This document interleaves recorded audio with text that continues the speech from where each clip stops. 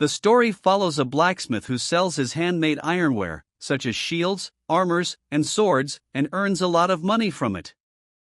He sells his weapons to the kingdom of Cairo during a time of endless wars. After the war ends, he is rewarded with the position of Moron in the kingdom. Years later, he becomes the owner of the land, and the story moves on to focus on his son, Roman. As Roman listens to this story from an old man, his servant becomes confused as to why he is listening to his own story, as everyone in the kingdom already knows it. The story then shifts to a few hours earlier, when the old man informs Roman that he is the eldest son of the Dmitri family and that the kingdom of Cairo is located on the Salamander continent. Roman also learns that the world called Moron does not exist in this world. His servant believes Roman is acting strange due to drug use, as he assumes that is what wealthy kids do. He reminds Roman that his fiancée, the lady of the Lawrence family, may be visiting soon and urges him to show more manners and elegance. However, Roman orders his servant to bring him the eldest living person in the land, as understanding this land is more important to him than seeing his fiancée. The servant follows Roman's orders and brings him the eldest living person in the kingdom. Roman thanks him and tells him he will be rewarded later. Our protagonist soon discovers that in this world, his name is Roman Dmitri, but according to him, he should be Baek Jung-hyuk, who lived fiercely in a world called Moron and later died peacefully. This is when Roman realizes that even after he died in his previous world, he has been reincarnated into Roman Dmitri's body and sees it as a punishment from the gods for not accepting ascension. However, their conversation is interrupted by the noise of some thugs beating a person. When the servant sees the tattoos on the thugs' arms, he recognizes them as the Blood of Fangs, a group that illegally lends money to people at high interest rates in the kingdom and nearby territories. Roman tries to stop the Blood of Fangs, but his servant, Hans, tries to stop him, warning that they pose a danger to him. Roman then asks Hans to explain the laws of the land. Hans tells him that bad-mouthing the owner of the land is a serious crime and punishable by death. Our protagonist then moves to punish the thugs, as they have broken the most important law in the land. The thugs do not back down and are fully prepared to fight the noble, even though they know he is not the weak Roman they thought he was. A fierce fight starts between Roman and the Blood of Fangs, but Roman easily defeats them all, as he is not the old Roman, he is Baek from Moron, the leader of the heavenly demon sect, who is much stronger than the weak Roman who killed himself in fear of being a representative of war. Later in the story, Roman, our protagonist, remembers that Baek Jung-hyuk was a fierce person who climbed to the top with his overwhelming power, massacring everyone who defied him and became the leader of the heavenly demon sect. Soon after killing the Blood of Fangs, he orders his servant, Hans, to report to the guards what happened. He then despises Roman's body as useless, as his control over ki and its flow in this body is horrible. The person he saved thanks Roman for saving him from the Blood of Fangs, but Roman clarifies that he did not kill them to save him, he simply fulfilled his duty and laws. The boy tells Roman that his family did nothing wrong, but the Blood of Fangs abducted his sisters and begs Roman to save them. He also tells Roman that looking at him reminds him of one of the 4 heavenly kings he met once. After seeing Kevin off, Roman vaguely remembers that this boy, Kevin, is strongly related to him. Soon, Lady Flora of the Lawrence family arrives at the Dimitri's palace to meet Roman. The story then moves back to a few months ago when the Lawrence family suddenly arranges Lady Flora's marriage with Roman Dmitri of the Dmitri family, as they are not in a good financial state. As Lady Flora arrives at the palace, she explains that she was supposed to marry the second son, but she can't marry him as the eldest son, Roman Dmitri, forced her to marry him instead. Since he is the moron of the Dmitri family and not suitable for her, she tells Roman that she can't marry him.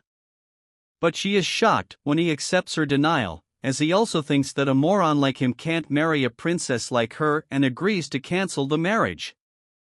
As he leaves to tell his father about the important cancellation of the marriage, Lady Flora stops him. She asks him why he wants to cancel the marriage, as she assumes he wants to marry her, but Roman, still being a Sigma and Giga Chad, leaves saying that she need not to worry as he will take all the blame of breaking the marriage. He also tells her that being a Giga Chad he won't mind getting called a divorced man. When he enters his father's room and tells him about the marriage cancellation, his father shouts at him, telling him about the importance of this marriage to the royal position of the Dmitri family. His father doesn't even believe that his son can do something like that to the blood of fangs and tells him that he won't help him further and he will be responsible for his own matters. Hearing this, Roman moves out of the room, saying he will come back only when he can handle them all by himself. As Lady Flora doesn't give Roman any respect, he decides to not give her any respect and started dissing her. He starts asking her not as a moron, but as a fierce king who is a leader, a Chad person focused on his goals. Since she is already anxious due to the engagement topic coming up, he tells her that she doesn't need to indulge any further into his decision and they should move separate paths, minding their own business. Later, Romero Dmitri is drinking too much and his wife tells him to stop. He feels guilty for his behavior towards his son Roman and tells him to save Roman. They need to ask Captain Jonathan, so Romero Dmitri calls a servant to bring Captain Jonathan to his kingdom as per his order. The next day, our protagonist is heading to the Blood of Fangs, but his servant, Hans, tries to stop him. He explains that they are infamous for slaughtering all of their enemies. The two of them then arrive at a restaurant and order some food. Suddenly, Roman gets up from his chair and goes off to investigate on his own, as he doesn't want to put Hans in danger. But Hans denies his statement and tries to go along with him. Roman, somehow, emotionally damages Hans and goes out for further investigation alone, leaving him behind. Later, as he moves onto the street, before anyone from the Blood of Fangs makes a move, he already decodes their strategy. Suddenly, one of the goons from the Blood of Fangs attacks him from behind. In the midst of the fight scene, Hans runs to Captain Jonathan and tells him to save young Master Roman immediately, as he is in big danger. Meanwhile, Roman one-handedly kills the attacker and grabs his knife. He then provokes other members of the Blood of Fangs to try and kill him. Meanwhile, Jonathan and others are laughing over Roman's stupid behavior and despise him as the weakest of the weak. But since it is the order of the king, Captain Jonathan tells the army to get ready and, with Hans, moves out to where Roman is solely fighting the Blood of Fangs. On the other side, the other two members of the Blood of Fangs, being provoked, run to their death trap. Roman kills one of them and leaves the other one. He then tortures him by stabbing a knife into his leg to get some clues out of him. Soon, he went to a bar after getting some clues of keywords used by the members of the Blood of Fangs. He speaks in those keywords, making everyone cautious. He doesn't want to waste a single minute as everyone charges at him. He uses his breathing technique and with his increased body status from the martial arts technique, he kills everyone in the bar single-handedly, leaving only the bartender.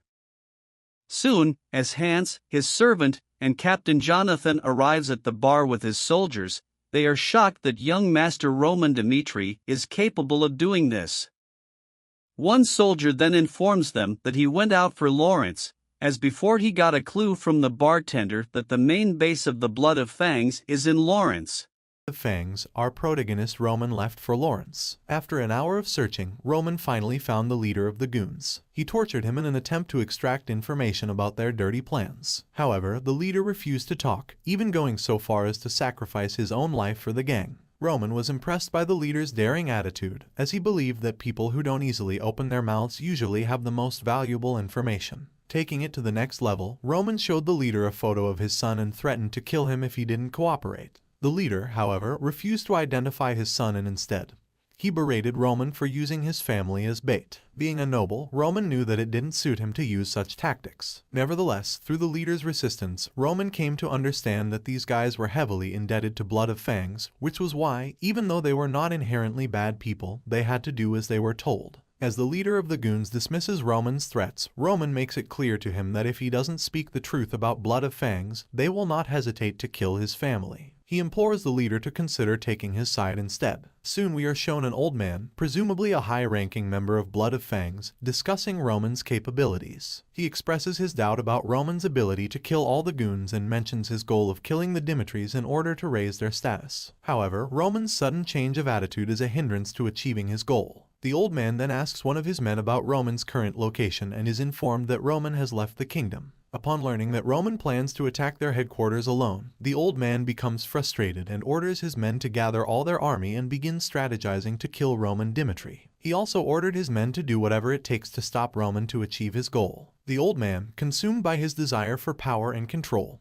decides that the only way to set an example for those who dare to attack Blood of Fangs is to kill Roman and publicly display his dead body in the central plaza. He wants to make sure that everyone knows the consequence of going against them. The story then shifts to a meeting of the king in the Lawrence kingdom, where they are discussing the Borko family's preparations for war against them. One of the officials informs the king that the central government is supporting the Borko family, which will lead to an absolute victory for them. The king is then told that they will have no other choice but to give up their own territory. The king of the Lawrence kingdom refuses to give up their territory at any cost, as their kingdom will cease to exist without their soil. Furthermore, the king knows that if they give up their territory, other kingdoms will take advantage of their vulnerability and attack them, leading to an even worse situation. In this dire situation, they remember the Dimitris. Even though they were commoners at the beginning, they are now the wealthiest in their region. The king thinks that they can seek help from the Dimitris in order to protect their kingdom and its people. The king orders his men to contact the Dimitris and seek their help in this situation. Laura, who had been listening to the conversation between the king and his officials, is hesitant to reveal to her father that she broke off her engagement with the Dimitris. She fears her father's reaction and the possible repercussions. However, as she reflects on her true feelings, she musters up the courage to tell her father about her decision. Just as she is about to do so, a soldier rushes in to inform the king of a sudden visit from Captain Jonathan of the Dimitri family. As the king and his officials were preparing to meet with Captain Jonathan, they were shocked to see a dead body being dragged through the streets. The people were frightened and couldn't believe what they were seeing. It was revealed that the body belonged to the leader of Blood of Fangs, who had been beaten and killed by Roman Dimitri. The leader, in his final moments, remembers how Roman had single-handedly attacked his headquarters and killed his soldiers. The leader then kneels down and begs for his life, offering to become Roman's servant for the rest of his life. But Roman refused the offer and instead, he beats the leader in order to remove the fear of Blood of Fangs from the people. A soldier then informs the king and the other members of the court about Roman dragging the leader of Blood of Fangs to them, as well as the fact that he had executed him in front of everyone. Upon hearing this, the king of the Lawrence kingdom is both shocked and troubled. He orders the soldier to summon Roman Dimitri to speak with him. The king questions Roman about his reason for violently killing the leader of Blood of Fangs and entering the kingdom without permission. Roman explains that the brutal and violent assault that Blood of Fangs committed against an innocent person left him with no other choice but to take action and execute them all. Hearing everything, secretly Miss Laura whispers to a soldier and asks him why they brought Roman Dimitri to visit her father. She's curious to know the reason behind this sudden visit of Roman Dimitri and what her father wants from him. The soldier explains that Roman Dimitri had single-handedly taken down the leader of Blood of Fangs and his men, which had been causing trouble for the kingdom for a long time. The king wants to have a word with him, possibly to offer him a reward or a position of power in the kingdom for his bravery. On the other side, the king is furious with Roman for his insolence, as he does not have the authority to execute anyone without the king's permission. Roman, however, bravely defends his actions by stating that the lack of attention and action from the king and his officials towards the matter of Blood of Fangs left him with no other choice but to take matters into his own hands. The king, understanding the gravity of the situation, decides to close the case by acknowledging that it was a burden for the Lawrence kingdom which Roman cleared out all alone. He promised Roman that he will be rewarded later and sent him off. However, as Roman and Captain Jonathan were returning to the kingdom, Captain asks Roman why he went that far in taunting the king, which could have led the kingdom into danger. Roman explains that he did what he had to do to protect the innocent and to ensure the safety of the kingdom. As the story unfolds, Heavenly Demon imparts some harsh wisdom to his son Beak, telling him that in order to prove himself worthy of becoming king, he must rule over all the people and not fear death, as his father can simply create another son if one were to perish. However, Beak's resolve is put to the test when a man comes along and starts beating him, mocking him for his perceived weakness. Despite his best efforts to defend himself, Beak is badly beaten and left to nurse his injuries. In the present world, Roman is resting in the bath, cursing his own body for its frailty. Heavenly Demon knows that it would be dangerous for him to just wander around without understanding the customs of this new world, and decides to defy the body of Moron, as being Roman is proving to be too tiring. Captain Jonathan arrived at King Romero's chambers, bearing news of his son, Roman. The captain informed the king that Roman had undergone a sudden transformation,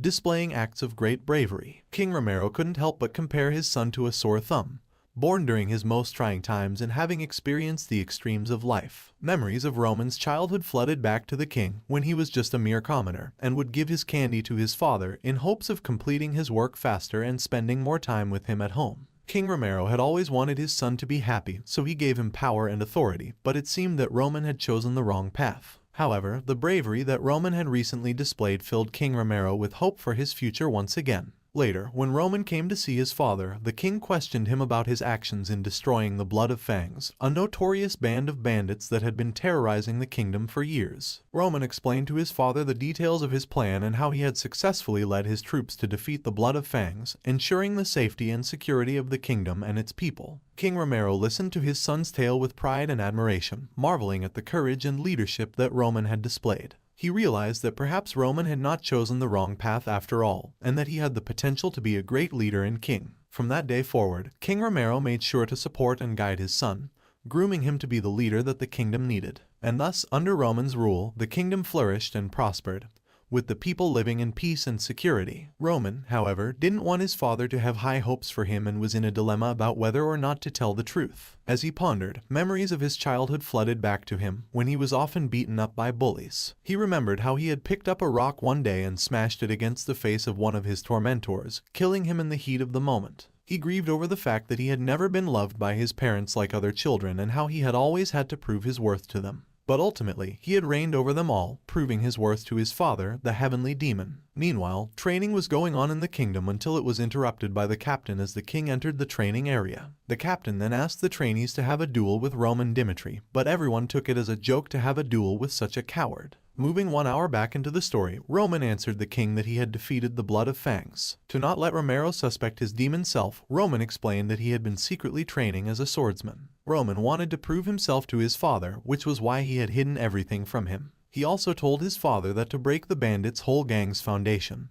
he had abducted their leader from their headquarters. Thinking about his son's bravery, careful decision-making skills, and abilities, King Romero was impressed with his son. The king then asked Roman to do him a favor and show him his true swordsmanship, the skills he had trained for secretly. King Romero truly wanted to see his son's true skills with his whole heart. Coming back to the present, none of the trainees wanted to volunteer as they were afraid of being kicked out if they won against the prince. But Captain Jonathan had a different opinion. He wanted someone with the best skills to spar with Roman Dimitri to not let the pride of the knights down. So he chose Chris, the vice captain of Dimitri Knights, as the one suitable to duel with Roman Dimitri. But Chris, having a pathetic and miserable image of old Roman, didn't want to have a duel with him because he believed that old Roman couldn't fight. However, since the captain of the knights had ordered him, he was left with no choice but to fight him. But, taking advantage of old Roman's perceived weakness, Chris asked for swords in the duel. As soon as the fight started, Roman blocked Chris's sudden attack, shocking him. Chris, being a swordsman, didn't hold back and charged at Roman with his sword, trying to beat him.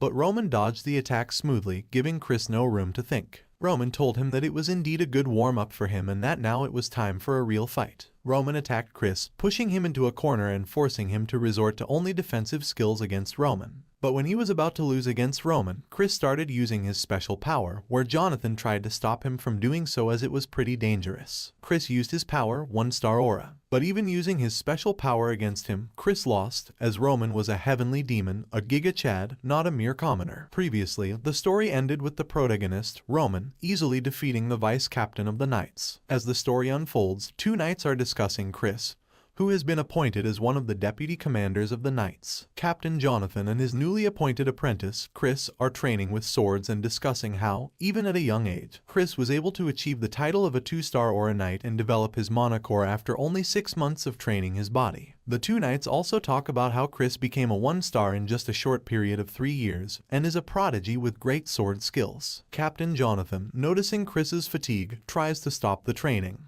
But Chris, determined, asks for Captain to train him again, showcasing his never-give-up attitude. Captain Jonathan praises Chris's abilities as a prodigy, but also notes his work ethic in describing Chris as a genius. Later in the story, Chris is defeated in battle against Roman Dimitri, leaving everyone in shock as to how a prodigy like Chris could be defeated by someone like Roman. However, what they don't know is that Roman is now a Giga Chad with demon powers. Chris, in pain, asks for Captain Jonathan's help. King Romero Dimitri, Roman's father, questions Captain Jonathan about his belief in Chris, his great 2-star young prodigy, and how he could be defeated so easily. Captain Jonathan is flustered and impressed by Roman's sword skills, questioning how someone could be so talented after only training for 2 years, whereas it seems to him that Roman has been secretly training for an eternity. He describes Roman as a genius at sword skills to King Romero Dimitri, regaining his belief in Roman Dimitri. Captain Jonathan states that Roman encountered all of his opponent's attacks with ease and was sharply focused on defeating them. This made Captain Jonathan fully believe in Roman's capabilities of defeating the vicious Blood of Fangs all by himself. Roman describes Chris's abilities as a great swordsman in Jonathan's point of view, but compared to himself, Chris's standard of fighting is at the lowest level. Roman then brutally damages Chris, comparing him to be weaker than the weakest in the Order of Demons. However, Chris's special power at the end fascinated Roman, making him curious about the powers in this world.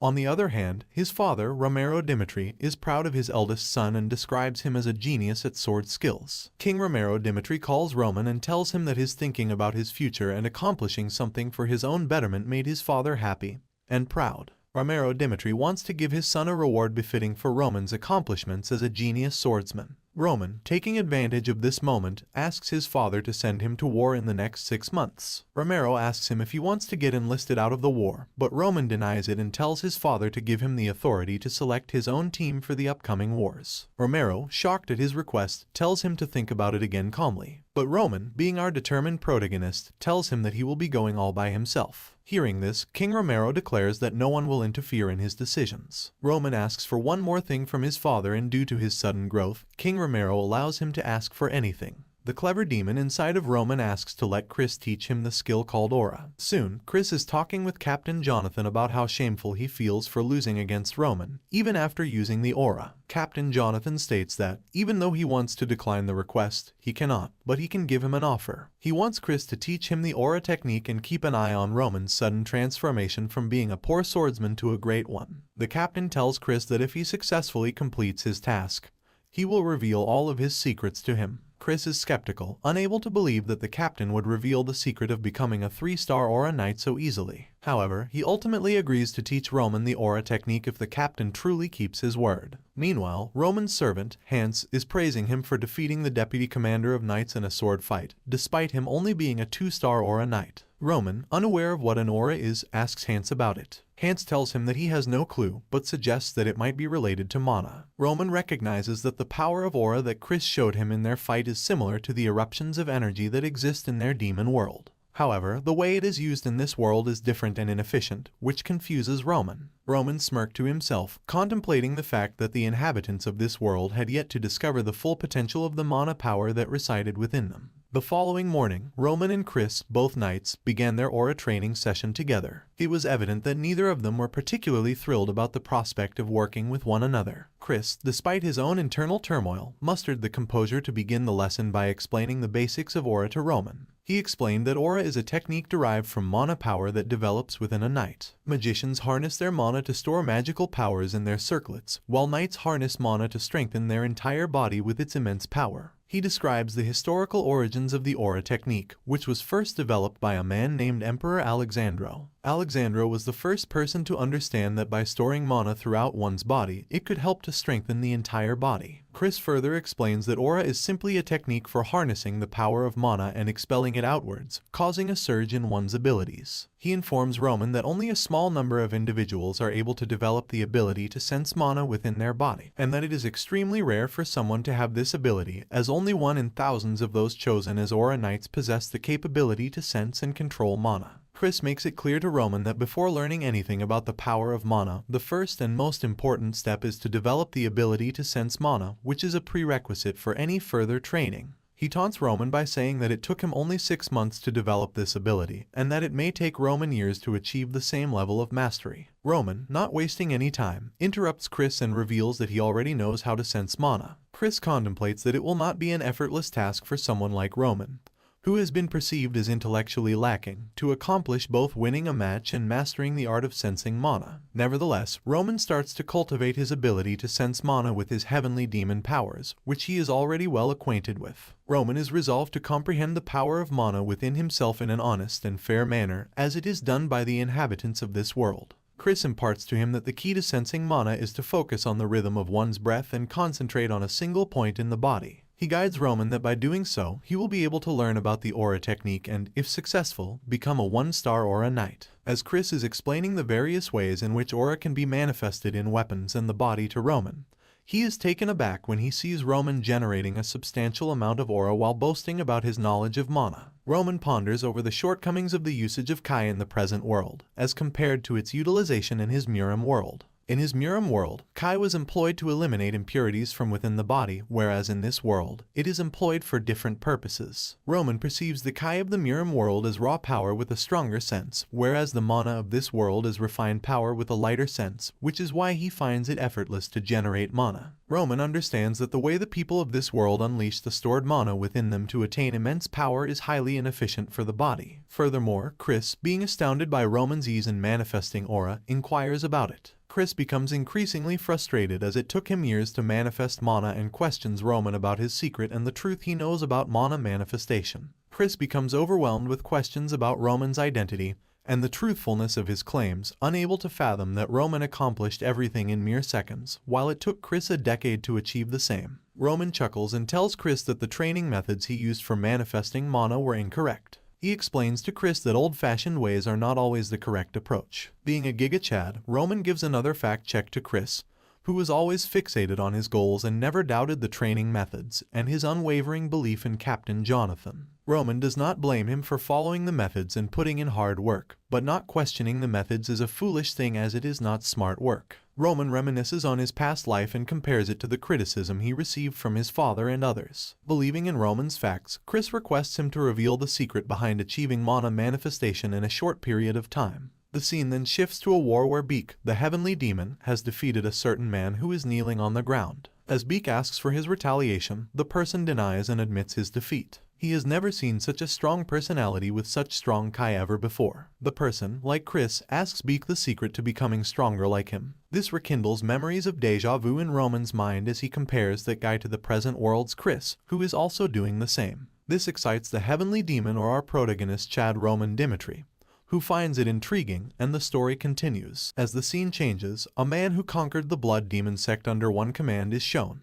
This man also begged Beak for the secret of his great power, the heavenly demon. The two men are now fighting for control of the demon sect. However, Beak easily defeats the man, causing him to fall to his knees. Roman recalls how the man did not hold back his shame and begged him to teach the secrets of his greater power. With this, Roman compares Chris to the man he defeated in the past. Roman, being a Chad, denies giving Chris any secrets, making Chris even more anxious. Roman tells him that the best advice he can offer is that the methods of training he followed were inefficient. Roasting him, Roman says that even his life choices were wrong, and if he wants to find a solution, Chris needs to focus on observing Roman Dimitri's actions and learn from them. Roman tells Chris to observe him in the battlefield in 6 months, and if Chris manages to focus on him for a decade, Roman assures him he will surely find an answer to his problem. Moving on, Chris sits dejected in his room, reflecting on the shame and harsh feedback he received from Roman Dimitri. He remembers how everyone praised him for sensing mana in just 6 months, and how the captain also praised him after he became a genius 1-star aura knight after only 3 years. But compared to Roman, who accomplished the same feat in mere seconds, Chris feels more traumatized.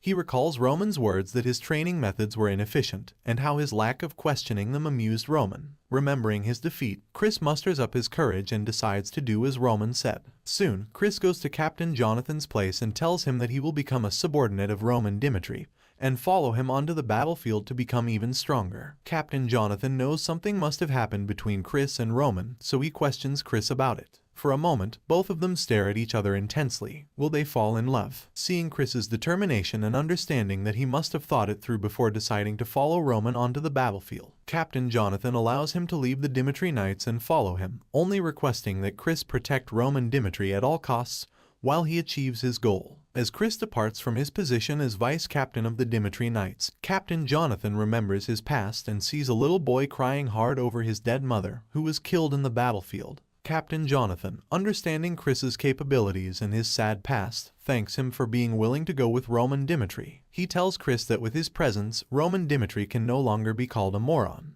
The captain emphasizes that Chris needs to be well prepared for the battlefield. He tells Chris that in order to survive the chaos of the battlefield, he needs to have a secret weapon of his own making. Captain Jonathan encourages Chris to follow Roman Dimitri and learn from him, but also to develop his own unique skills and tactics to become an even stronger warrior. Chris thrives with excitement and happily agrees to follow his master. As the scene changes to a restaurant or a bar, where some people are still not complimenting Roman's brave achievements, calling him a half-assed idiot who couldn't defeat the vicious blood of fangs all by himself. They even blame the Dimitri Knights, accusing them of planning everything to make Roman Dimitri succeed. During this demeaning of Roman, Kevin hears it all and gets shocked that Roman defeated the Blood of Fangs all by himself, as he pleaded to Roman. Kevin remembers that Roman only defeated the goons from the Blood of Fangs with a single branch, and that he is fully capable of defeating them all by himself, because he believes in his young master Roman. Kevin asks himself if Roman Dimitri did all of this because he requested him to do so, keeping his word. But as Roman is a noble, why would he go that far for someone like him? Thinking this, Kevin praises Roman. Meanwhile, the owner of the shop shouts at him not to daydream and do his task immediately. Moving on, Kevin still can't let it go, thinking that he also wants to be stronger like Roman, and fight for his people like Roman Dimitri did, even being a noble. While he thinks about getting stronger like him, Kevin believes that if he can meet Roman once again, he can surely get some tips from him. As if his thoughts were heard, Kevin finally bumps into Roman Dimitri coming from the front. Seeing Roman Dimitri suddenly, Kevin can't believe his luck and drops the carton of potatoes on the ground. Excited Kevin, not knowing what to say, questions Roman about why he is there. When Kevin comes to his senses, he kneels down in front of Chad Roman Dimitri, showing him gratitude for saving his family from the vicious Blood of Fangs. Roman tells him that it's not important, what's important is Kevin's health and how he has been in the meantime. Kevin replies that the Blood of Fangs no longer threatens them, and with the help of his servant, Hans, he found a fitting job that allows him to feed his family. While Kevin shows his gratitude for Roman defeating the Blood of Fangs, Roman tells him that what's coming next will blow his mind. Roman wants to offer Kevin something that will ensure he never faces any financial difficulties again, giving him a comfortable home, nice food to eat, and he will be able to live a lavish lifestyle like rich kids do. Roman tells him that to live a better life and a lavish lifestyle, he needs to live for Roman and be loyal to him. Hearing this, Kevin bashes his head on the ground in front of Roman and pledges to serve him and live his whole life being loyal to him. Kevin pledges to Roman that he will die for him if Roman commands him to kill anyone. He will do so as per his command. Kevin tells Roman that as long as Roman protects his family from danger, he can control his life as per the needs. Roman sees that Kevin has shed his blood for pledging his life, which reminds the heavenly demon of a crazed stallion from his past life. Roman describes that the crazed stallion was a guy who would fight against hundreds solely on a single command of his master. Roman praises him for not giving up until he finishes the job his master gave him, which amazes them, naming him the crazed mare. Seeing the devotion of Chris and Kevin, our Chad Roman is amused, thinking that it is worth investing his time on them. Further moving on, after taking Kevin to the palace with him, Roman tells his servant Hans to take good care of him and give him a tour of the castle, leaving Kevin in Hans's hands. Roman tells Kevin if he needs any help, he can visit him anytime in the library. Upon visiting the library, Roman starts learning about the Aura Knights from a book called The Path of an Aura Knight. As he reads, he finds out that in order to become an Aura Knight, one first needs to manifest aura, becoming a 1-star Aura Knight. To become a 2-star Aura Knight, one has to cut steel using aura power, and the intensity with which he cuts the steel will determine his rank. Once you reach the 3-star Aura Knight position, you will be treated as a higher command in the kingdom, just like Captain Jonathan. Roman further reads that there exists a 6-star Aura Knight in the Salamander Kingdom, but no one has ever heard of the existence of a 7-star Aura Knight. Even the top knights with aura power haven't reached the level of a 6-star Aura Knight. Roman compares the power level of Chris, a 2-star Aura Knight he fought, to that of Captain Jonathan, a 3-star Aura Knight, and concludes that they are only at the level of a second-class fighter. Roman wonders what the class of a 6-star Aura Knight might be, as it is known that achieving a 6-star rank as an Aura Knight means no longer being a normal human, but instead existing as a demonic figure. Roman learned about the immense power of a 6-star aura, which is so powerful that the flames from their blades flow over meters of distance, making an impact that a normal human is not capable of in this world. Roman reads that only 12 people in the world possess such immense power as to have achieved a rank of 6-star aura. These 12 individuals are considered on the level of royalty, regardless of their race or nationality. Due to their formidable powers, these rare 12 individuals with 6-star aura are famously known as the 12 Blades of the Continent. After gaining information about the aura and ranks of knights, Roman praises the 12 Blades as the strongest, as they have reached this legendary level even without efficiently utilizing Kai energy, which requires talent to do so. Roman also learns about magicians, similar to the Archmage in his past world. Archmages are warriors who have reached the 7th circle rank in the demon sect. Roman describes them as half-man, half-god walking disasters who can strike fiercely. Their single strikes can level the earth and cloud the skies, and with their enormous numbers, archmages can easily overpower 6-star aura knights. Roman is curious about the concept of magic, which only exists in the present world and not in the world of Murim. As the story progresses, Roman's servant Hans takes him to a workshop that was previously used by the old baron. Hans explains that the workshop is highly secure and even air cannot enter the place. Roman finds the workshop suitable for his training for the battlefield and instructs Hans to let him train there for the next week without any food or other supplies and to not let anyone enter the place. Roman makes it clear to Hans that if it is not extremely dangerous to his own people, no one should disturb him, or else Hans will be held responsible. Hans agrees to Roman Dimitri's command and leaves the workshop, allowing Roman to train in peace. Roman sits on the floor of the workshop and concentrates on harnessing his Kai energy. He reflects on how he has only been able to manifest a small amount of mana until now, but in order to use the powerful magic of his heavenly demon self as he did in the past world, he must start with the first step. Roman begins to enchant the first step of Heavenly Demon Magician and unleashes his power as a human. As he concentrates, he removes the impurities present within his mind and body. As he focuses his mana power throughout his entire body, Roman begins to bleed from his mouth, nose, and ears as he expels a large amount of impurities present in his body. Roman wants to regain all the strength he had as a heavenly demon in order to live his whole life in this present world and to protect his people. Roman explains that the first step, called human, is only the beginning of regaining the strength of a heavenly demon. As the week passed, the Dimitri family received a visit from King Viscount Lawrence and his daughter, Ms. Flora Lawrence, of the Lawrence Kingdom. The king asked a servant for Roman Dimitri's whereabouts, but the servant replied that Roman was occupied with important business. King Lawrence decided to wait for Roman's return while also apologizing to the Dimitri family for any mistakes made. The story then flashes back a few hours earlier in the Lawrence Kingdom, where King Lawrence learned that Flora and Roman had ended their engagement without informing him. Flora, with her head down, explained to her father that during her last visit to the Dimitri family, she had ended her engagement with Roman and was unable to follow her father's orders. Even though she tried to force herself, Flora could not marry someone she did not love and respect. Upon hearing this, King Lawrence was filled with anger and shouted at Flora, unable to understand how his wise child could make such a decision. He exclaimed at Flora, asking how she could do this after knowing the current condition of the Lawrence Kingdom, which was in danger of an upcoming attack from the Borco family that could cost them their territory. King Lawrence was scared as the Borco family was preparing for war and the Lawrence Kingdom was in heavy danger. He knew the importance of having the Dimitris by their side as they were the only ones who could fight the Borco family, which is why Flora's marriage with Roman Dimitri was so important for their kingdom. Ms. Flora, on the other hand, tried to defend herself by saying that the Lawrence Kingdom could not win by fighting on its own without the help of the Dimitri family. However, King Lawrence denied this, knowing that the Borco family was supported by the central government, which would lead to the Lawrence Kingdom losing its territory to the Borcos. King Lawrence reflected on the fact that the central government approving the Borco family to take loans without any returns was suspicious, and this was not just a war between families, but nations would be involved on a large scale. King Lawrence, frustrated by his daughter, told her that the Borcos would take everything from them, their land, honor, and even the beautiful Ms. Flora, famously known as the Flower of Lawrence. After getting a long lecture from her father, Ms. Flora now calmly thought over the issue and tried to set aside her pride of being the Flower of Lawrence for the sake of her kingdom. On the other hand, Hans grew anxious as Roman Dimitri had not come out of the workshop, making King Lawrence and Ms. Flora wait from morning until sunset.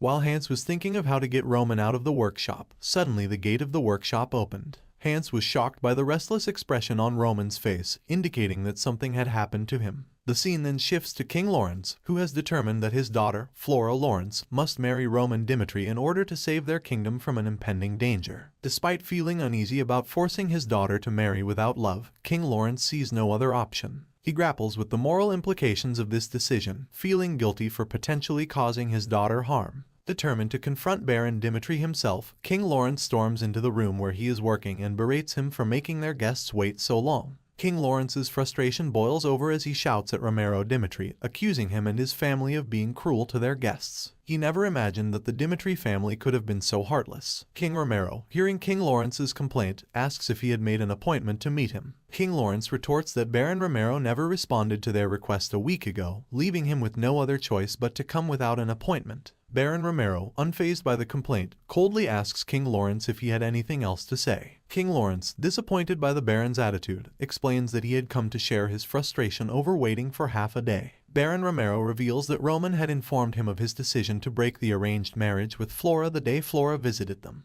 Despite scolding Roman for behaving like a disobedient child, Baron Romero seems unbothered by the situation. King Romero further explains that seeing his son's determination to not go through with the marriage and follow his own path left him speechless and unable to question him further. Baron Romero berates King Lawrence, asserting that the Dimitri family are the ones who have been wronged by the dissolution of the marriage, not the Lawrence family. He accuses King Lawrence of being the ones to initiate the marriage arrangement in the first place, and expresses his anger at their audacity to come and shout at the king of the Dimitri family after breaking the arrangement themselves. He slams his hand on the table in frustration, demanding to know why they couldn't have just waited a little longer before coming to confront them. Baron Romero explains that the Dimitri family had no desire to meet with them in the first place, and that their shameless behavior after breaking the engagement only served to further infuriate him. He makes Flora and King Lawrence feel ashamed of their actions, and tells them that they should not speak any further complaints. King Romero Dimitri then reveals that the Borco family had also proposed marriage to them a month before, and if they had accepted the Borco's proposal instead of the Lawrence family, the Dimitri family would have gained a portion of the Lawrence territory and support from the central government. King Lawrence is taken aback and questions Romero Dimitri as to why he declined such a favorable offer from the Borco family. King Romero Dimitri explains to King Lawrence that the Dimitri family already had power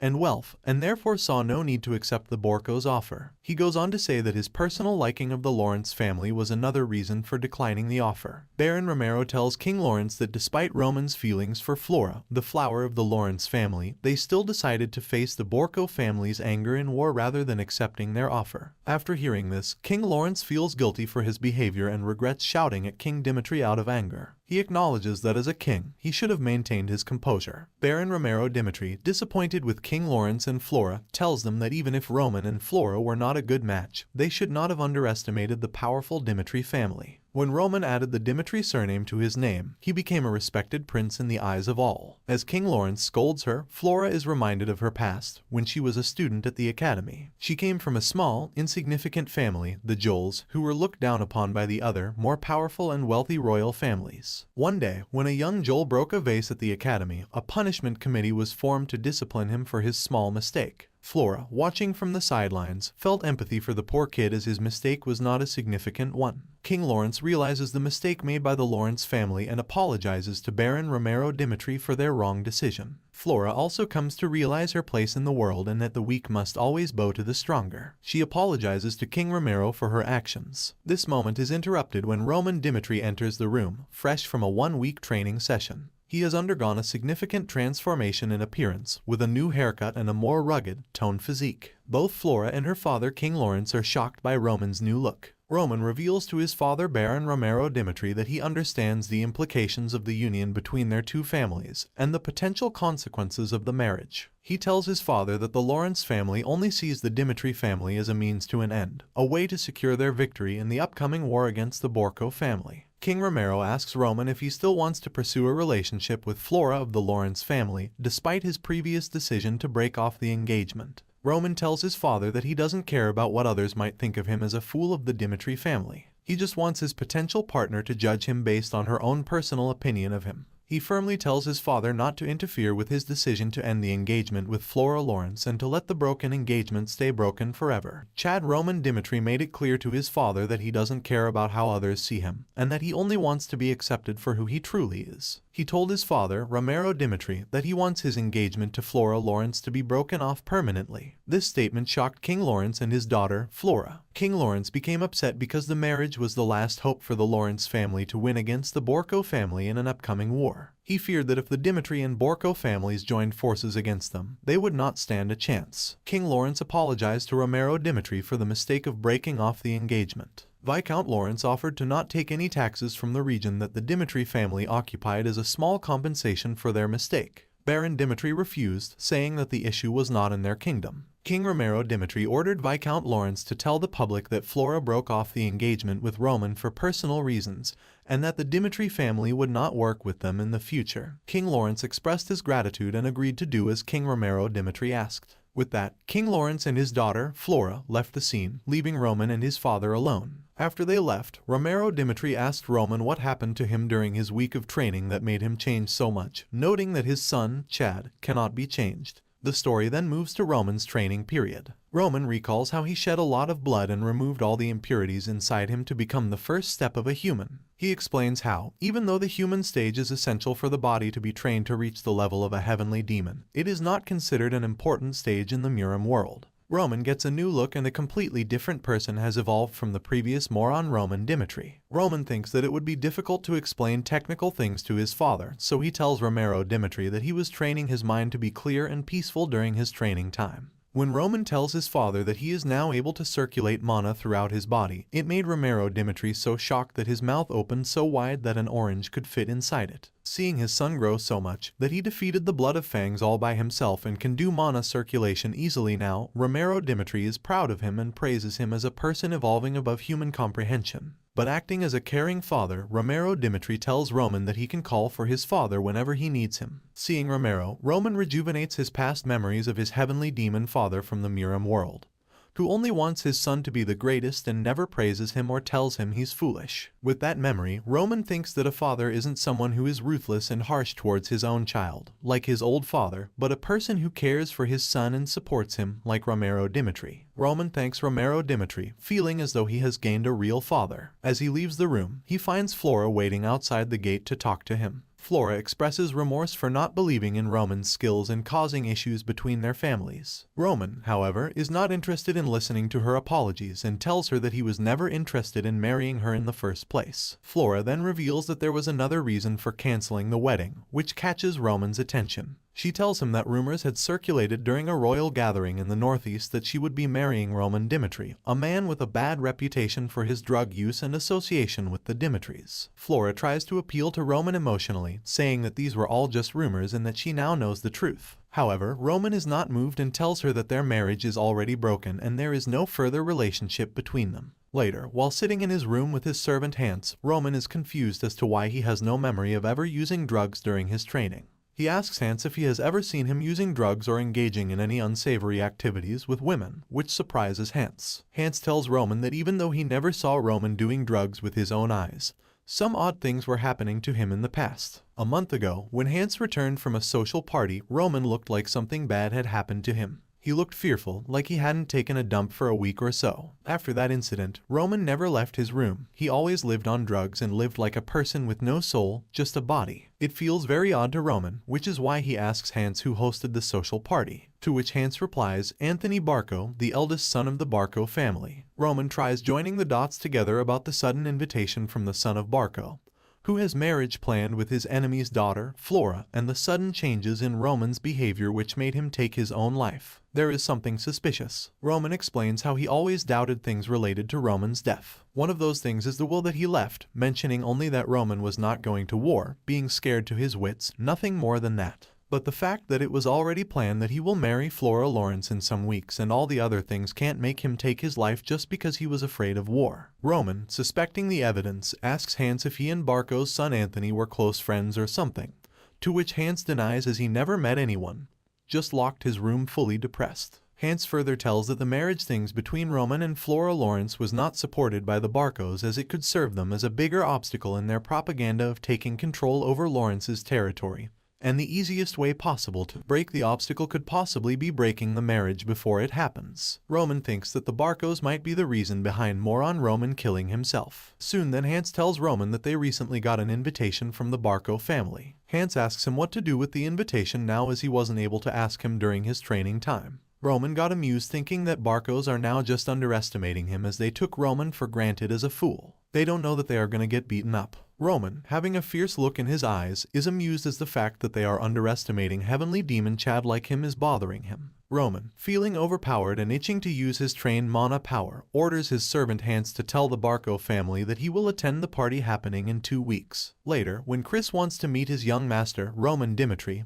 Hans escorts him to Roman's room. Hans warns Chris not to have a heart attack after seeing Roman's new appearance. When Chris enters the room, he is shocked to see Roman's new appearance and realizes that the atmosphere around Roman has changed. Chris asks Roman why he, as a royal, is not giving him any role and is letting him live his life, and asks Roman to give him a job so that he doesn't feel useless wandering around the palace. But when Roman tells Chris his real job, it shocks him to learn that he will be used as Roman Dimitri's sword, like his brother. However, to avoid controlling his life and roles, Roman intends to give Chris 3 choices from which he can choose the path he wants to move on from now on. Roman offers Kevin 2 choices. The first is to give up being a sword in battle and instead become his helper in non-combat roles, if Kevin is aware of shedding his blood and fighting with real swords in the battlefield. If he chooses the first option, he can gain knowledge from Hans while working with him. The second choice Kevin has is to become Roman Dimitri's sword and fight for him in the war. However, as Kevin does not possess sword skills, he tells Roman that he cannot choose this option. This prompts Roman to test Kevin by making him feel the excruciating pain of limb crushing, a method where a person feels death-like pain when their bones and limbs are crushed.